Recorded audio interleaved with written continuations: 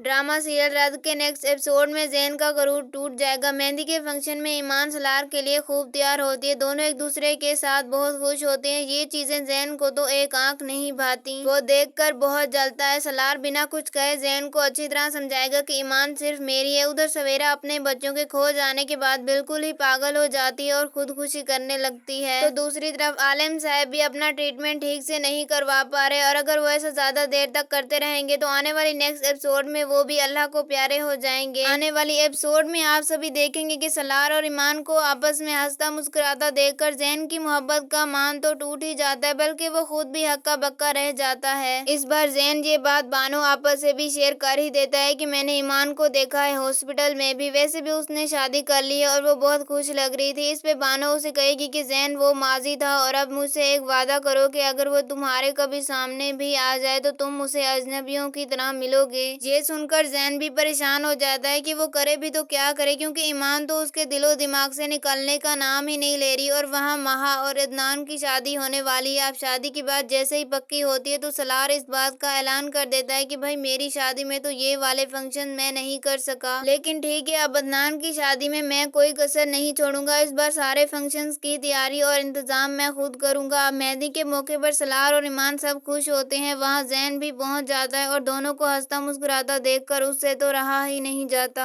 फिर ज़ैन ईमान को हाथ लगाता है और उससे पूछता है कि मिल ही गया तुम्हें तुम्हारे ख्वाबों का शहजादा। हमेशा से ऐसे ही बड़े से आलीशान घर में ही रहना चाहती थी ना तुम, फाइनली तुम्हें तो मिल गया। ईमान अपने चेहरे से ज़ैन का हाथ हटाती है और ज़ैन पूछता है कि उस दिन भी इतनी ही प्यारी लग रही थी। सलार से ये सब देखा नहीं जाता और वो अब एंट्री दे मारता है इन दोनों के दरमियान और ईमान का हाथ पकड़कर ईमान को गजरे पहनाता है। ईमान ज़ैन को जवाब देती है कि ये तो सलार की मोहब्बत है जिसकी वजह से मैं और भी ज्यादा खूबसूरत होती जा रही हूँ। ये कहकर दोनों साथ में फंक्शन एंजॉय करने लगते हैं, काफी हल्ला गुल्ला करते हैं, डांस करते हैं। ज़ैन की आंखों में जैसे खून उतर आता है। अगले दिन सलार बाहर बैठा स्केचेस बना रहा होता है तो ईमान उसके पास आ जाती है और सलार की सारी गलतफहमियां खत्म करके उसे अपनी मोहब्बत का इजहार कर ही देती है कि सलार कोई बेवकूफ ही होगा जो तुम जैसे इतने अच्छे और इतने लविंग इंसान को छोड़कर किसी साए के पीछे भागेगा और मैं तो वो बेवकूफ बिल्कुल भी नहीं हूँ। तो वहीं सलार सवेरा से वादा करता है कि मैं आपके बच्चे जमील से छीन कर वापस ला दूंगा। अब ईमान मार्केट जा रही होती है तो वहाँ पे ज़ैन उसको मिल जाता है। ज़ैन ईमान का हाथ पकड़कर उसको अपने पास ले आता है और उसे कहता है कि तुम्हें तो मैं हासिल करके रहूंगा। तो वहाँ पर ईमान कहेगी कि अब तो मैं सिर्फ और सिर्फ सलार की हूँ तो आगे से मुझे हाथ मत लगाना।